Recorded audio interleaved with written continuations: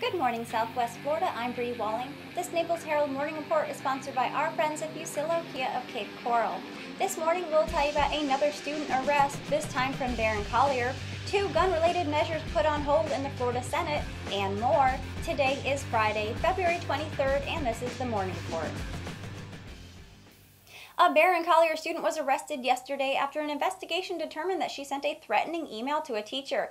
According to CCSO, a 16-year-old student used another student's email account to send a message that said, "Shooting you and the school Tuesday," to one of the teachers at the school. Detectives determined that the student had used her cell phone to send the email through the account of another student who had given her their login information earlier in the school year. The student has been charged with written threats to kill or do bodily injury, which is a felony. The threat comes on the heels of a concerning social media message that referenced 2 Collier County schools Wednesday, causing hundreds of parents to pick up their children early from school. In addition, CCSO has taken a Gulf Coast High student into protective custody under the Baker Act after reports that the young person made disturbing statements that caused others to be concerned for his well-being. Deputies searched the student's residence but found nothing dangerous. This is the 3rd Collier student in 2 days that has been taken into protective custody under the Baker Act. 2 gun-related measures backed by Second Amendment advocates were put on hold Wednesday as students pressured lawmakers for gun control legislation. The Senate postponed a vote on a bill that would allow people with concealed weapons licenses to carry guns at churches that share property with schools. Critics of the proposed measure contend the House version would allow concealed weapons at public schools when the facilities are used by religious groups. The Senate also postponed a vote on a more obscure bill that would allow people to use credit cards to make payments for background checks on firearm purchases. The proposal would have been the first pro-gun issue debate since the February 14th shooting.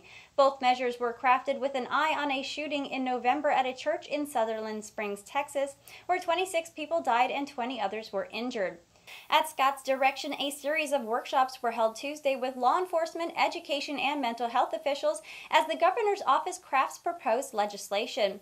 The same day, House Democrats attempted an unusual procedural move to call up a bill on the House floor that had not been heard in committees, a measure to prohibit assault weapons. But as Parkland students watched from the gallery, the Republican-dominated House refused to take up the bill.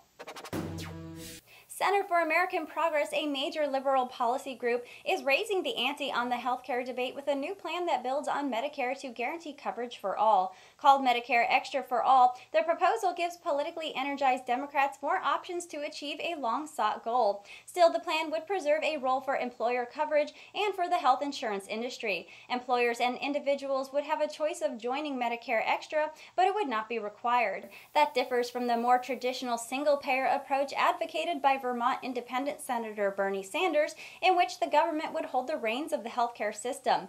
Even though the plan has no chance of passing in a Republican-controlled Congress, Senate President Neera Tanden said, "We think it's time to go bolder. There's a consensus on the progressive side that universal coverage should be the goal and healthcare is a right." Medicare Extra would use Medicare's thrifty payment system as framework to pool working-age people and their families, low-income people now covered by Medicaid, and seniors. A major missing piece, though, is there's no cost estimate for the plan yet, although its authors say it's in the works.